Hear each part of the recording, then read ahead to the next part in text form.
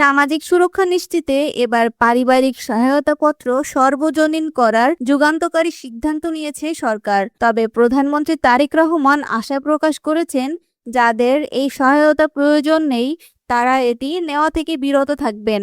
সোমবার দিনাজপুরের গোরে শহীদ ঈদগাহ ময়দানে জেলা বাংলাদেশ জাতীয়তাবাদী দল আয়োজিত সুধী সমাবেশ ও ইফতার মাহফিলে তিনি এসব কথা জানান। এদিন বিকেলে সমাজসেবা অধিদপ্তরের উদ্যোগে ভিক্ষাবৃত্তিতে নিয়োজিত জনগোষ্ঠীর পুনর্বাসন ও বিকল্প কর্মসংস্থানের আওতায় প্রধানমন্ত্রী বেশ কিছু উন্নত জাতের কালো ছাগলও বিতরণ করেন। এরপর তিনি মূল সুধী সমাবেশে যোগ দেন।